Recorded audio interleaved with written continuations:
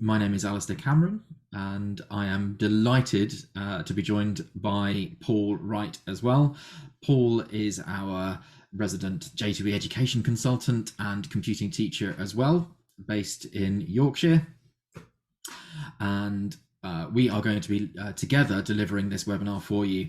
You might have noticed that this session does say Nicola Kimbell at the top. My name is not Nicola Kimbell. I'm delivering this on her behalf. So the aim of the game today is to give you some inspiration and ideas for using Just2easy with the curriculum. We're going to start by just going through the basic details for those of you that are new on how to get into J2e, where from, and I'm also going to be running through some details on using using ICT curriculum and some exemplar ideas in real terms of using J2e with things like blogging and computational thinking, and also for managing data. I know a lot of you are really quite excited about the database tools there, particularly with the Titanic information and the data that contained within that. So stay tuned for that. And Paul will be taking you through that later on. We're also going to be looking at how you can use Just2easy with some of its accessibility tools, and also for not only creating activities and resources and getting children to do tasks digitally with all of the tools in J2e. We're going to show you some opportunities for feedback, feed forward with children too. At the end, you're going to have some further information. If you've got some questions, you'd like more training, you need more support, we'll show you at the end of this session how to do that, and we'll spare some time for Q&A too. First and foremost, Just2easy can be accessed on a number of devices.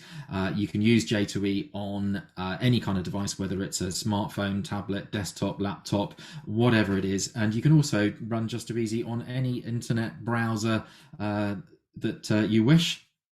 The thing about Just2easy is that every user, every single account, whether you're a teacher or a pupil, has got unlimited storage. So you can drag and drop any information you want into there, be it a video, a resource, a PDF, and share that with your pupils as well. So this is a tool that you as a teacher can use as much as your children will be able to too.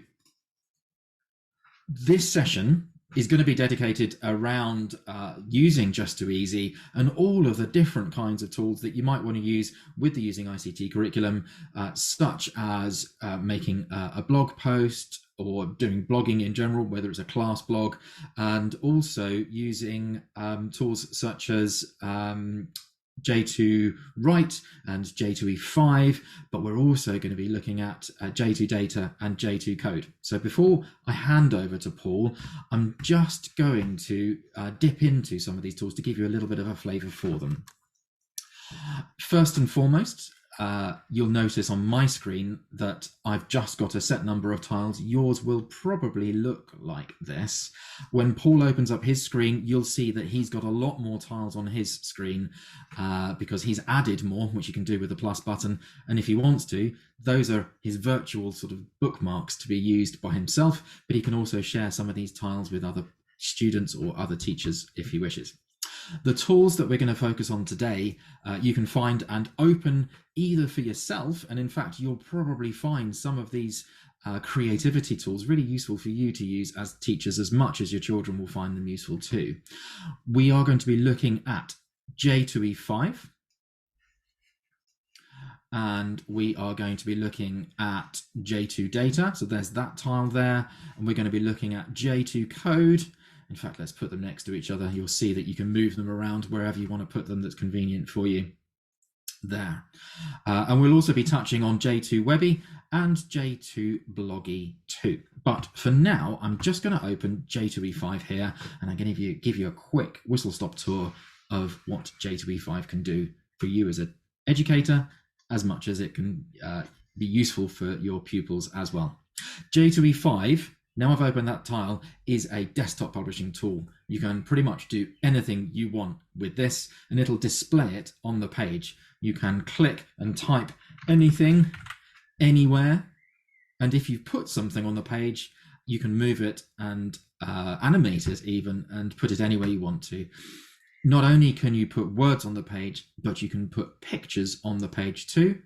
The pictures button at the top of the page there gives you an opportunity to put a picture that you might have saved. And here I've got a picture of some wonderful beach huts, wishful thinking, it's not beach weather at the moment. And I've just put that on the page. But if I want to, I can also add things from the internet. There is a safe internet search built in, profanity checked, appropriate image checked as well. So I could search for anything I want.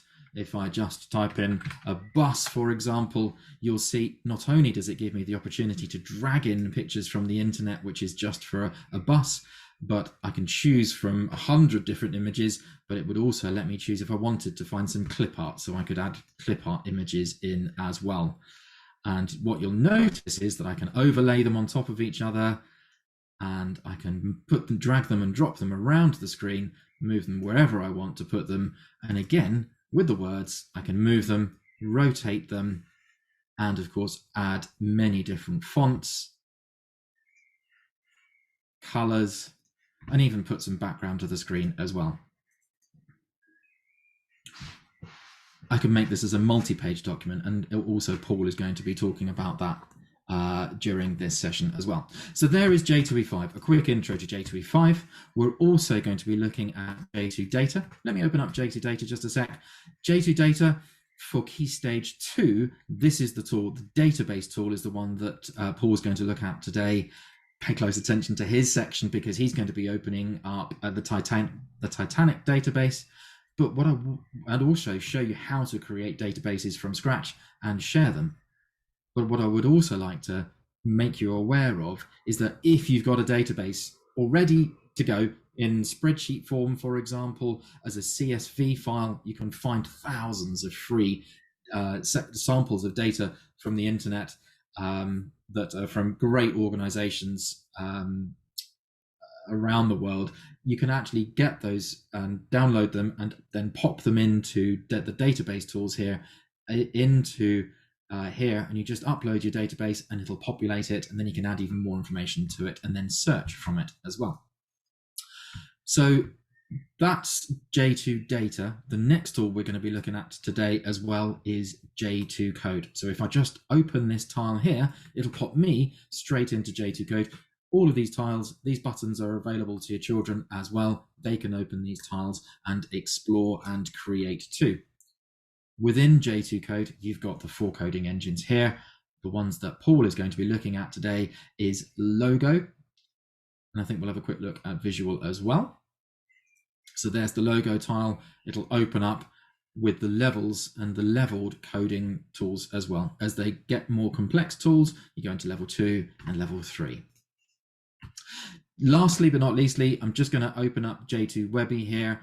J2 in fact, I'm not going to open it there. I'm just going to give you another example of it. J2 is class blogging. If you want to get your children to press the publish button and have your children's work celebrated in a class blog, it happens automatically for you within J2e. I'll give you an example of how this looks by popping into J2 Write. And this is the last thing I'm going to do before I hand over to Paul. J2 Write is showing me some examples of where around London, if I just zoom in at the moment, this is where I am based. This is an example of schools that are right now blogging in London. And let's just have a quick look and see. We've got Parkgate House, we've got Newington Green. These are all schools that have been blogging very recently. And if I even want to go into one of the further afield schools, this is an example of class blogs that have been taking place. It shares the work and even gives you an opportunity for children to provide feedback on each other's work in a public space. So those are the tools that we were going to be looking at today. I'm now going to hand over to Paul, and he's going to begin the session using blogging. Okay, thank you, Alistair. Good afternoon, everybody. So, I just need to lose that. So, a little bit about myself before we start. My name is Paul, as Alistair said, and I was an IT coordinator for a number of years in a few primary schools. And then I was spent 10 or 12 years working for the local authority, supporting the computing curriculum, helping schools to develop. And then I left and set up my own schools education support business. Again, similar thing, just working for myself. And then more recently, I found myself back in school doing computing teaching across both key stages, 1 and 2, and also providing in-school CPD for teachers. And at one of the schools that I work at, we've been using the J2e Toolsuite for 4 or 5 years now. So,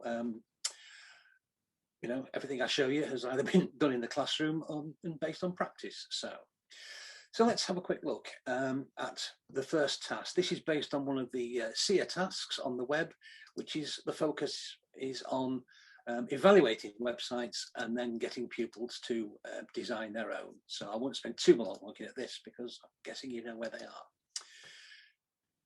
So this resource has been made in J2e. So again, it'll extend what Alistair did on his introduction.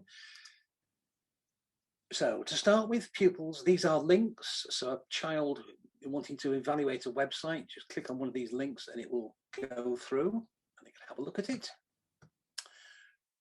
And then they can pick it up and drag it into the appropriate box, just decide whether it's a good or a bad website. If they wish to annotate their work, all they need to do is to click on edit and they can write in here explaining why they think.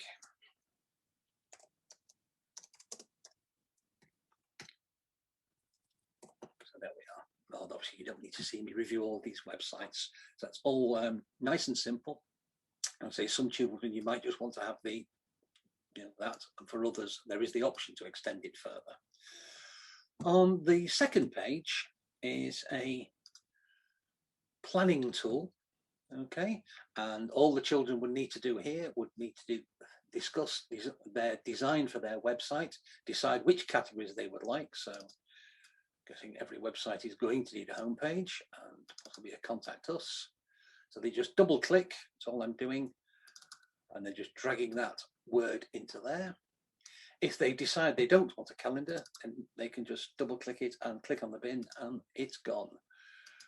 And if they change their mind, then there's the very useful undo button up there. And then because it's been parked on the page, they could type in and need to add, and as Alistair quickly showed earlier on, if they wish to have that in colour, then it's very easy just to use the bars down the side to make it in. So that's just a planning template that has been put together in J2e. I just need to not save that now. Don't think I need that anymore. So here's an example of a simple website created in J2Bloggy, and so that is part of your J2e package. It's one that we had a little enterprise group at school about 3 or 4 years ago. We had a little 3D printer and we decided we'd try and set up a little enterprise. So some of them were in charge of the printer and others were in charge of marketing and made this website. So as you can see here,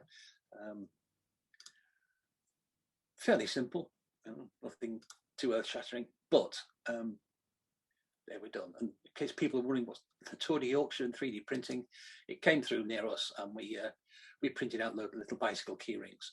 So that's one example of how a group of children could make a website within J2Bloggy.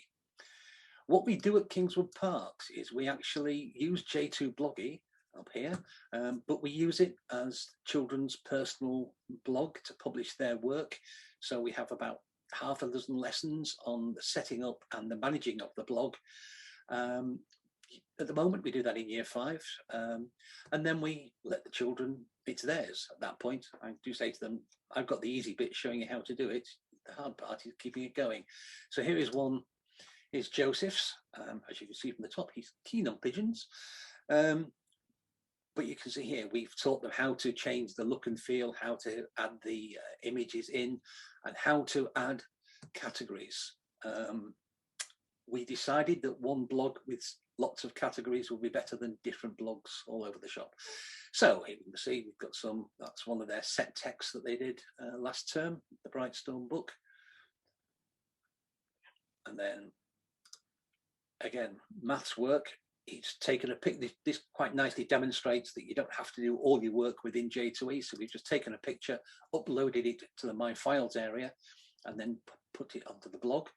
So that's been very popular and very useful. Here he is again.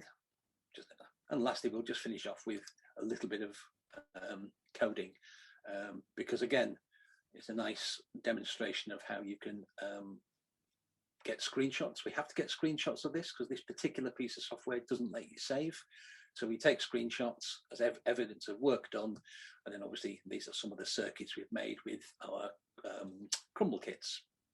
So that is how you could approach that particular SEER task using J2 blogging, which is, as I say, is part and parcel of the package.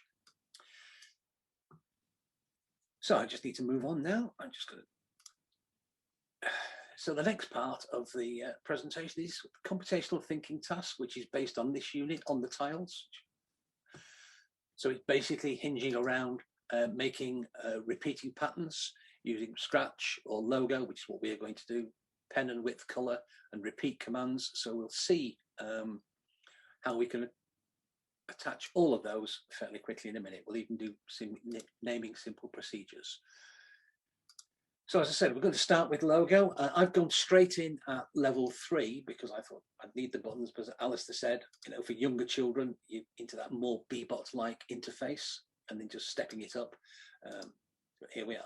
So I've done the maths and made a hexagon, and here is how easy it is just to change the color and the pen width.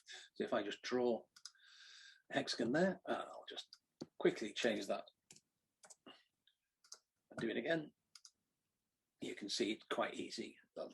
And obviously I've now, you know, I've gone through a bit of tinkering and debugging to get that far.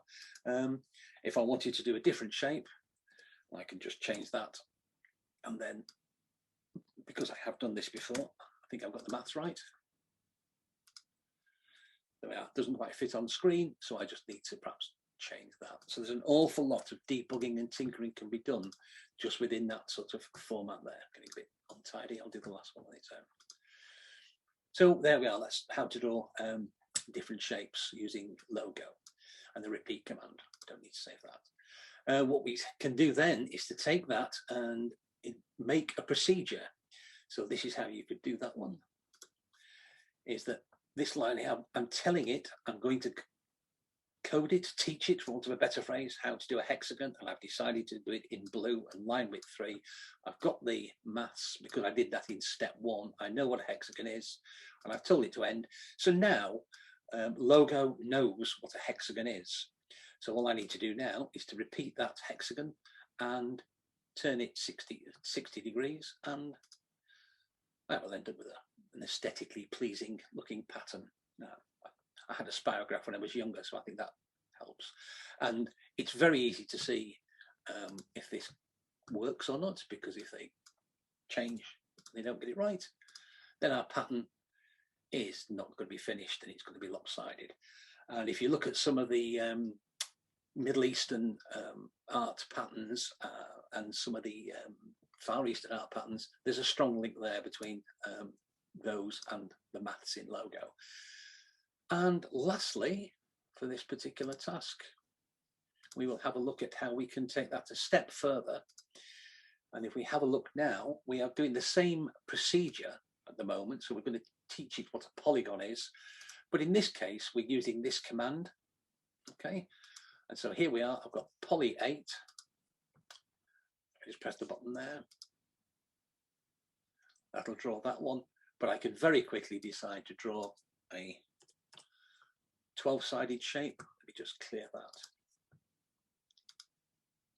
It's gone off, so obviously I'll need to just go back up here. All good tinkering, all good debugging practice going on. So getting nearer. Okay, so that's how we go. Now, to save you starting with the blank piece of paper, okay, if you click up here, there are numerous examples of what you can do with Logo. Okay, so I won't go through this now. I'll just point them at you, but they are there for you to have a look at. Okay, so what I need to do now is to just move my Zoom control. Sitting alongside logo is J2 code.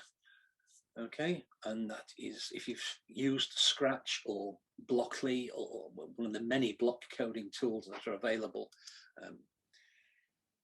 you can see here I've done a hexagon. It's the same sort of thing. I've used the repeat, pen width, pen down, and let's have a look. So that's how we can approach that task using both logo and using J2 code visual. Okay, right, let me just not save that. Right, so I just need now to go on to the next part of the presentation, which is this managing data task. So Alistair pointed out where J2 was. Again, I've just done a link to the Titanic passenger list. As you can see here, there are 1,317 records, and I know that could be possibly small on your screen. So I'm just going to, for this bit, to zoom in and make that, whoops, a bit too far, make that a little clearer for you to see. So here you can see, please, that is also, if I click on the examples, when you go into J2 data, that is there along with some others. So please don't think that you have to type out all that information. To go alongside this, I've created some task sheets that the children work through. So I'm just going to use these to show you how J2 data works. So what we did start with, we started off with some graphing tasks. So I'm just going to pull that worksheet up there. Right, question 1, where did most people board the Titanic? So I'm going to come across here to chart. See, there I am there. I'm going to do a pie chart, and I'm just going to click here and click on boarded. And quite clearly, most people boarded the Titanic at Southampton. And if you want the actual numbers, all you need to do is to hold over. And if you do click it, it slides out a rather large slice of the pie. So number 2, how many people boarded at Belfast? Well, now we can see here, that's a really difficult one to see, but if we just hold over, we can see here that there were just 10 passengers who boarded at Belfast. Okay, I should say that this data has been provided by the museum, so it's as authentic as it is going to be. Okay, which class had most passengers? So let's do a last one on the graphs before we move on. Again, just do a search via class, and here we are. So just over half have been done. And obviously, if I chose, I could present that as a bar chart if that makes it easier. And again, if I hold over, it'll tell you how many people were in each class. An interesting thing you can do with this now is if you group and do it by survivor or victim, you can see on any given class how many survived and how many. So it's a very interesting discussion you can have with your pupils on a bit of social history there. So let me just return that. Okay, so that's graphing. What I can do is that if I save this graph here on this save chart button, there I am, it will save it. So let's see, BRS will do for a file name for now. And that will save it as part of J2 data so that I can come back and get it later on. So here's one I did a while back. If I go and get that, you can see it tells me where people were boarded. Okay, and the reason I've got other ones here is that this is shared with children, so they can. Oh dear. Never mind. Little less in maths coming up then. Suitable graphs, so we can do that. What I find more useful though is to let's do the agenda. Is to save the graph as a file. So if I click here, it will save that, and it will save it like everything else that you save in J2e. It will save it into my files, and I have this graph here, and then I can click I can use it in J2e, and I can take that graph and I can then write about it underneath. Okay, and if I have another graph, let's just do, yeah, where they boarded. Again, I can save a graph. That again will go into my files. And there it is. This time, because I'm already in that J2e page, it'll behave as a picture. So I can pull that out. So you can get multiple graphs on one J2e page. Okay, and then the children can explain what they think about those. So very easy, very powerful to sort through. So that's graphing. So the other thing that we can do is that we can start to, I'm just not going to save that file for a minute. I don't think I need that one. So what we can do now is to start searching this database and asking questions. So we'll start with a fairly simple one. Now I do realize that it says down here, some of the questions can be answered by using a graph, but some of them, the graph is not overly helpful, as we saw if you just graph age. So this is how the searching function works on J2 database. Right, how many people boarded at Southampton? So we will come back, we will go to form, and then we will click here on this magnifying glass. Oops. And we'll just look, boarded, the field there. And you can see, it'll tell us the number, but I always like to finish it off.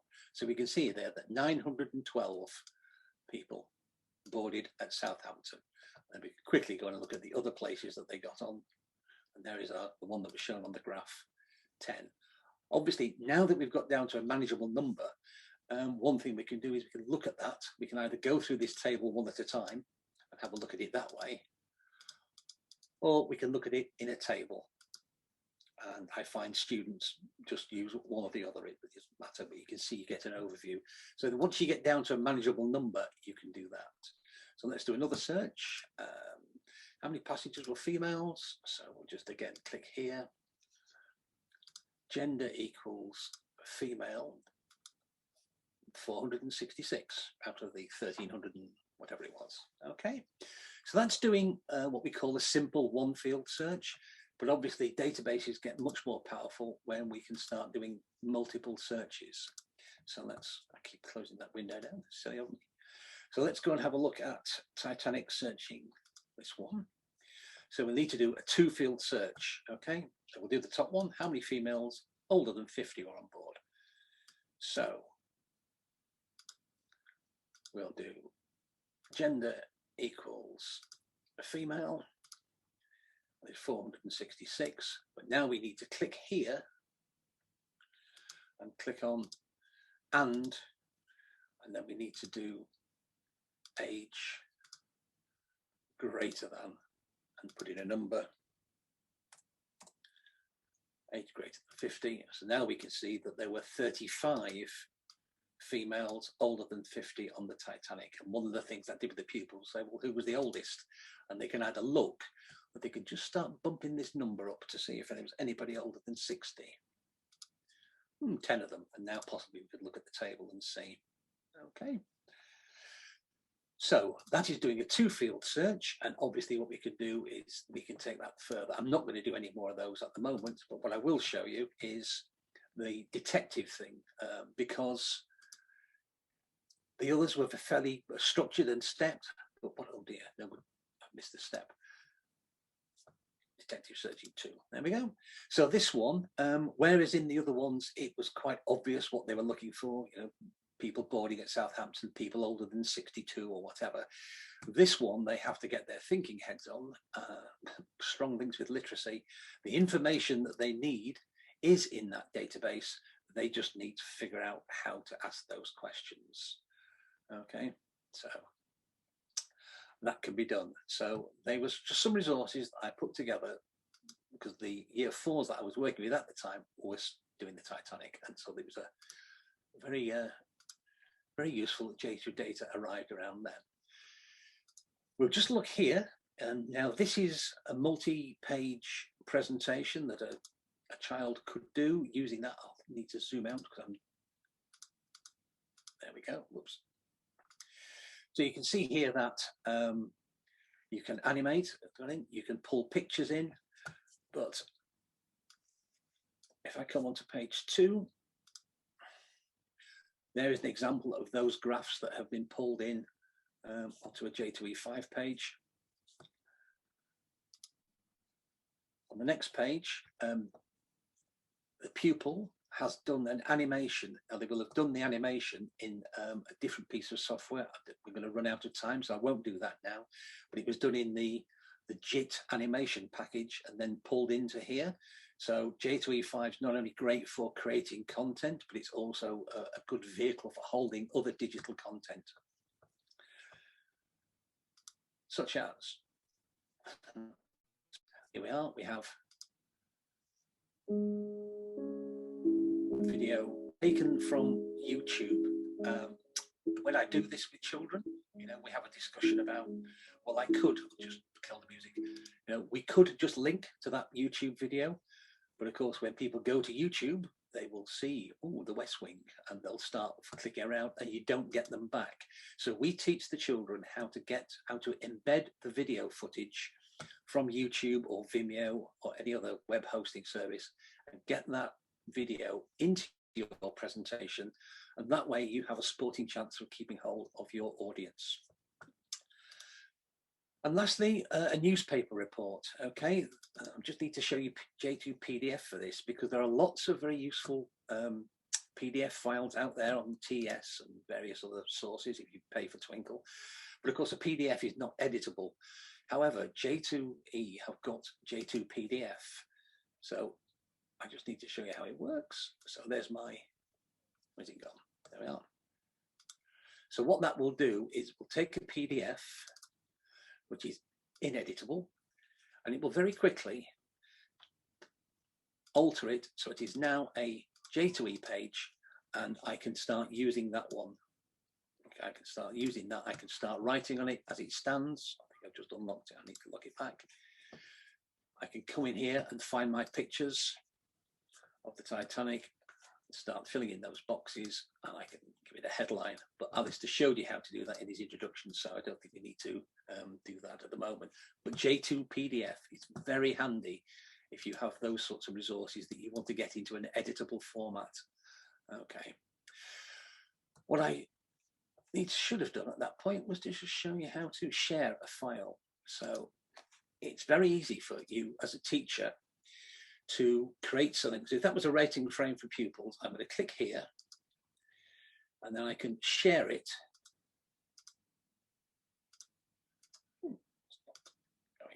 Let's just go and share something else. I can click, I can share with any class I like. So if I wanted to share that worksheet with a class, I can do it that way. I could even share it with individual users or groups of users. So the sharing facility is really handy. So you want to give them a sort of a writing frame or a start, I'd recommend that. So got a couple of minutes left just to show you these last two bits. Text to speech. Okay, so I'm just going to go and edit, because obviously sometimes you'll have pupils where they perhaps can't understand a word or want to know what it is. So if I just go and click on the word venerable, click on this button here, you'll notice that it only became active when I highlighted the word. Venerable. Okay, so I can highlight individual words, or I can highlight a whole sentence. The Titanic was the product of intense competition among rival shipping lines in the first half of the 20th century. All right, very useful. Okay, and if I wanted to send that out to pupils, let's try and share it again just to see. There I go. Send that out. Okay, so let's just lose that file. And word lists. Obviously, you may have pupils who struggle to spell, or I click on edit now. You see down here, the word list is already with that file because I've already saved it and used it. So if you click on word list, if it comes up like that one, all I have to do is click anywhere on the document, and whatever is in those boxes is going to be put onto the screen. So if I click somewhere else and do it again, you'll see. And if I hold over the speech bubble again. The witness continued by informing us that. So they've got that audio clue to go with it. Okay, it's very easy to make a new word list. So I'm just going to click here. Let's call it weather.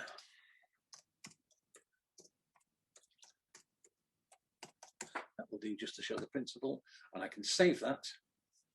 And then that word list can be saved. You click on the I, and that word list can be shared again. Once you've shared something once, it's the same box, it keeps cropping up, and it is very useful. So I can share that either with classes or maybe with just individual users who you think need that extra support to listen. Again, I'll not save the changes.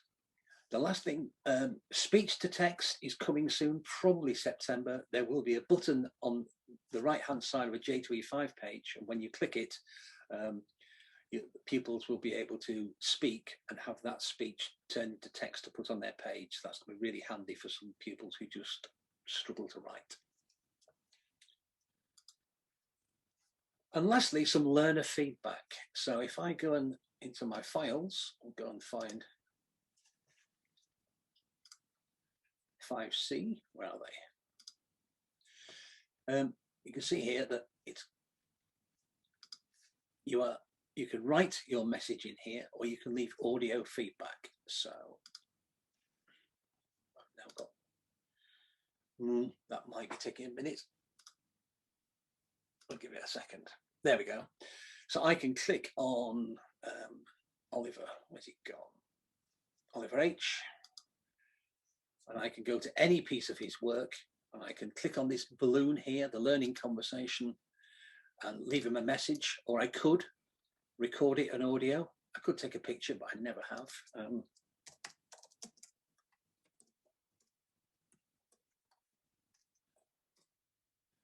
We had a competition to design a science logo. So I can just press enter. That's gone to Oliver. You can see now that Oliver has got, I know that I've sent that to Oliver. In fact, whilst we're here, all done in J2e5.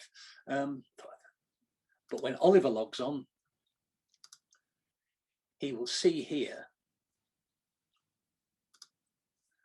there, just need to refresh, that learning conversation in red. The red bit means that it's there and he's not yet read it. He can go and see that feedback, and he can reply and leave me a message if he so chooses. Okay, right. So I think it is now time for me to hand back to Alistair. So I'm going to stop my sharing my screen. I hope that's been useful to you. Just getting myself unmuted. There we go. Brilliant job. Thank you so much, Paul.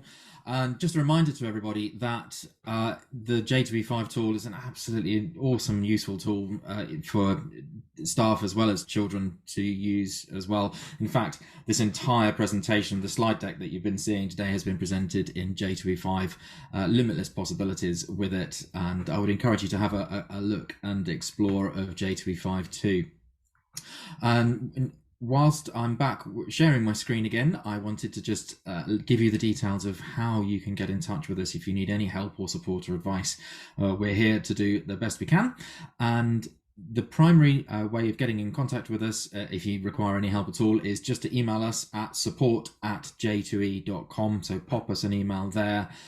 And also, if you'd like to have some further information about some of the tools, get an overview at just2easy.com, or just log in yourself to into j2e.com. Once you've signed in, there is a help tile on your page as well. If you click on the help tile, not only will it give you an opportunity to search for anything that you might need, but there are video resources in there for you for some how-tos. There's some frequently asked question type of things there for you to find, as well as some solutions for you with some examples of how to use various different things as well. And it also includes a great deal of activities for using with a lot of the different tools there as well. So do have a look at the help tile, and that will give you an indication of getting started, getting on board with a number of the different tools, because there's so many different tools to choose from. Once again, we use J2e5 today, rather heavily into J2e5. We popped into J2 Code. We also looked at J2 Data. We looked at J2 Webby, and we also looked at J2 PDF2 to convert your multi-page or single-page PDFs into editable documents to share with your pupils. And just as a reminder for you all, the My Files, when you log on, you see your own My Files, okay? But because you are logged on as teachers, as staff, you will also have the tile to see pupil files, which is where all of your pupil work gets saved. And you can see that anytime, anywhere, wherever you are and logged in. Just by clicking on pupil files will let you see your classes, and all of your classes are going to be shown there as well. And you can just dip into a class and have a look and see the work your pupils have produced, which is where Paul showed you the learning conversations. Okay, so lastly but not leastly, I would just like to also say that if you want to see any exemplar activities, it happens daily on Twitter. People wonderfully share activities that they've been doing with their pupils at visiting. So visit us at just2easy.com_com on Twitter, or have a look at us on Facebook, and we always retweet and share everything that comes that gets shared by schools using J2e there as well. If you would like to catch up with any of the further webinars, please do pop along to the website at just2easy.com. If you pop to the news tab at the top of the page, you'll also find all of the previous recordings that we've done, and a list of all of the new recordings, new sessions that we're going to be doing. But over the summer break, we are going to be doing some bite-sized sessions which focus specifically on particular tools such as pictogram and chart, using J2 PDF or the branching database tools as well. So that is a good place for you to get more information. And lastly but not leastly, we're going to just run into a little bit of extra time here with some questions that people may have. Two quick things, Alistair, if I may. I've just put a link to the webinars in the chat, so anyone can click on that. We have had one question, which I'll just answer very quickly. And this was from a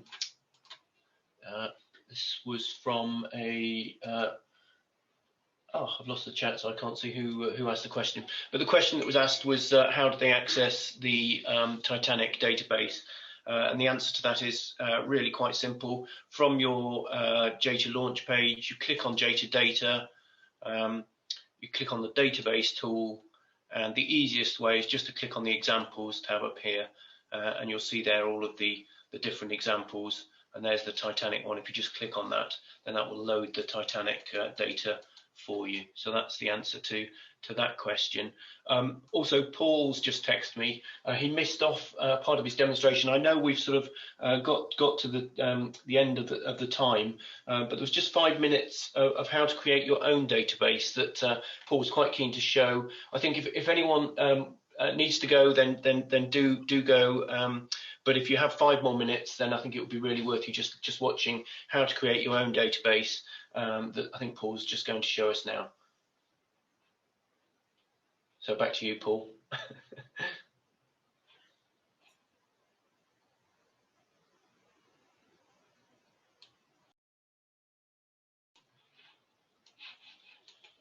Paul, are you with us? I did the forgot to unmute myself option. Right. So, can you hear me now, Danny? Yes, we can hear you, Paul. Right. That's fine. Okay. So back to J2 data. To set one up will not take too long, I promise you.